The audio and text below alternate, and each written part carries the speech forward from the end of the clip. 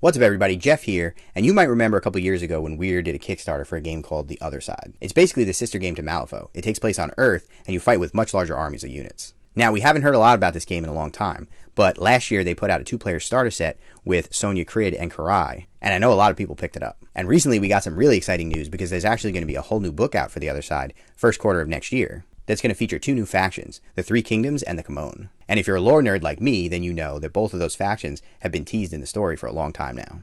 But a lot of people out there who pick up that starter set that I mentioned probably got it just for the Malifaux models because everything in that box was cross-compatible between both games. So if you're one of those people, in this video we're going to talk about how to use those models in The Other Side if you're interested in dipping your toe in. There's a little bit of funny business around the base sizes, and you might be a little confused about how the Guild and the Court of Two work in the game because they're not really full factions like the Gibbering Hordes and Abyssinia. Once we get through that, we'll talk a little bit about the next steps you can take if you want to dive even deeper into the game beyond just that starter set. So make sure you stick around to the end to get all that info. As a big fan of Malifaux, The Other Side is a game that I really like, and I'm hoping with this new push next year, we're going to see it actually gain some traction, especially because we know there's going to be even more cross-compatible stuff coming down the road. So a lot of us are going to end up with models from The Other Side just by accident.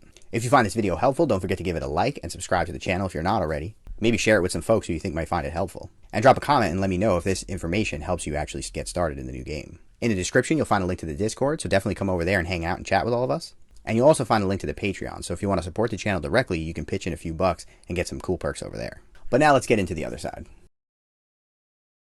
So let's start off by talking about the bases. If you play Malifaux, then you probably know that every model comes on a base that's either 30 mil, 40 mil, or 50 mil. Pretty straightforward. But in The Other Side, it gets a little bit more complicated. Some of the models come on simple, round bases, and they range in size from 40 mil up to 120 mil. Typically, a model like a Commander or a Titan will be on a regular round base like this, and there's a few more different sizes than in Malifaux, but otherwise, it's still pretty straightforward. But then there's also models that come on these slotted bases. So to explain how this works, let's take a look at these Electrocutioners from Abyssinia. There's a bunch of numbers down at the bottom here that explain the base sizes, and it may seem a little confusing, but it's actually pretty simple once you understand. This says that one fire team goes on an 80mm base. That's the big base with 3 holes in it. And on each of those bases, there's 3 models that are on 30mm bases each. And in the squad, there's 3 of those. So 3 30mm models in an 80mm base times 3. See, it's not too bad.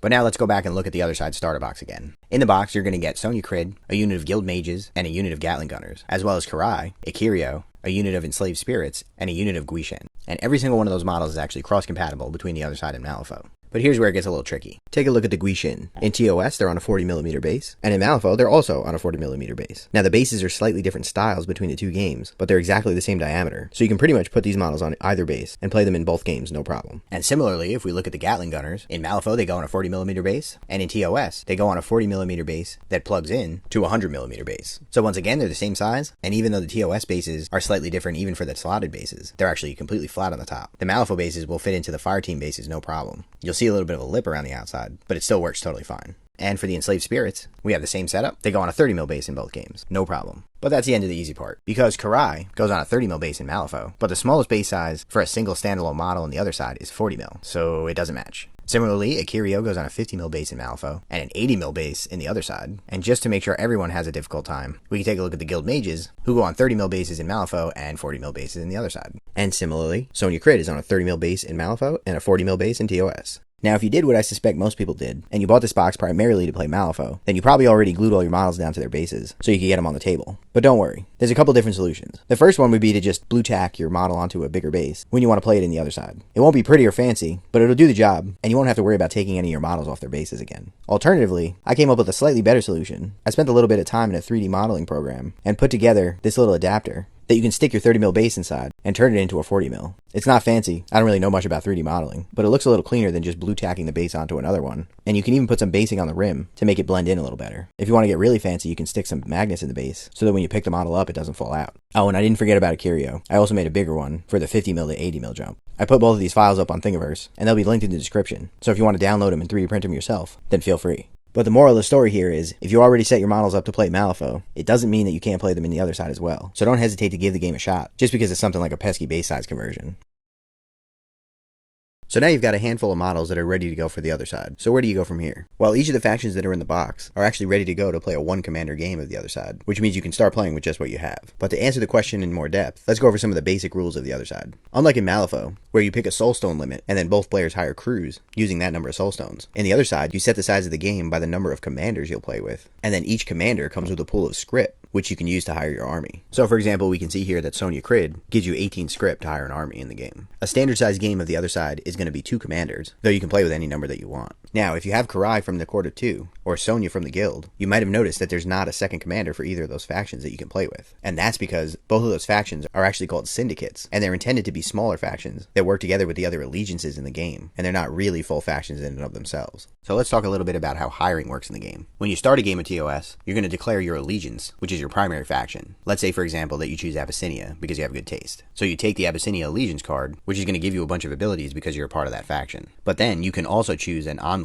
You can think of this like a secondary faction, and you'll take their envoy card, which gives you a limited set of that faction's abilities. Let's say, for example, that we choose the King's Empire as our envoy. Now, normally, if we didn't take an envoy, everything in our army we would have to hire out of the Abyssinia allegiance. But because we have envoys to the King's Empire, it tells us that if we have a commander in our army that is from the King's Empire, then we can hire squads and upgrades out of the King's Empire faction. Note that the card does not give us the ability to hire a King's Empire commander. So what this is really telling us is that if we have a dual allegiance commander, then that commander will allow us to bridge the gap and hire units out of their other faction. And conveniently enough, Kasa Okoye is an Abyssinian and King's Empire commander. So as long as we have her in our army, and we take envoys from the King's Empire, then we can hire King's Empire squads. Note that squads means we can't hire titans or individual models. It only allows us to hire units that say squad at the bottom. And similarly, the Gibbering Hordes and the Cult of the Burning Man have Horomatangi, who's a cross-faction commander, and allows you to do the same thing with the Malifaux side factions. So this system gives us a little bit of flexibility in hiring out a faction. But now let's take a look at the syndicates cards, because they work a little differently. Let's say instead of envoys from the King's Empire, we take envoys from the Guild. Under normal circumstances, we would need a dual faction Abyssinian and Guild commander to make this really do anything for us. But you'll notice that the first thing this card says is that your company can contain a Guild commander if you have this envoy card. And it also says that you're allowed to hire Guild units, not just Guild squads. So you can see that this gives you a lot more flexibility. Note that every faction in the game has an allegiance type of either Earthside or Malifaux side. And in order to take an envoy, those restrictions have to match. So the Guild can work with the King's Empire and Abyssinia, and the Court of Two can work with the Gibbering Hordes and the Cult of the Burning Man, but the Guild can't work with the Malifaux side factions, and vice versa. So going back to the original question, if you have a faction from the starter box, and you decide you want to play a full 2-commander game, then your best next step will be to buy the Allegiance box for one of the factions that matches your side of the breach. The Allegiance boxes are good, because they come with 1 commander and enough units to fill out their script total. So if you match them up with your half of the starter box, you have exactly enough points to play a full 2-commander game. Notice though, that if you, for example, buy the Abyssinian Allegiance box and want to pair it up with Sonia, then you'll technically be playing an Abyssinian army and hiring Sonia into it, not a Guild army that you're hiring Abyssinia into. Again, think of the Guild and the Court of Two as mini factions. You can play them alone, but if you want to play a full game, you'll have to run with one of the primary factions.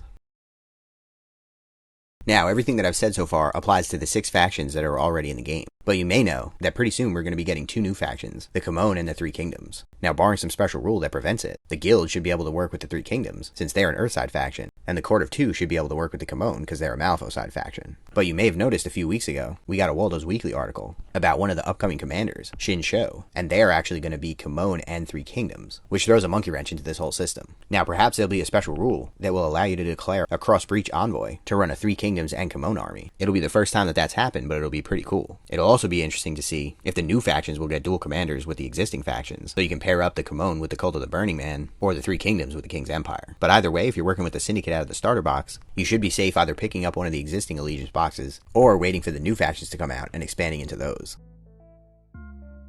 If you haven't had a chance yet, definitely put the starter box down on the table and give the other side a try. It's a really fun game, and if you like Malifaux, then I think you'll really like it. I'm especially excited because the new TOS book is going to have all sorts of good lore in it, dealing with the Three Kingdoms and their newfound freedom from the Guild, and the Camone and their invasion of Japan. But while we wait, drop a comment below and let me know, have you tried the other side? Or do you think you will now that you know how the starter box works? Are you excited for those upcoming factions? And do you want to see Wyrd continue the cross-compatible releases so you can get stuff that works in both games? Personally, I'm a really big fan of it, and I hope they keep up that trend. Don't forget to like, subscribe, check out the Discord and the Patreon. On that note, huge shout out to the Extremely Cool Kids tier on Patreon, the Steam Powered Scoundrels, and Dogmatize, and thanks for watching.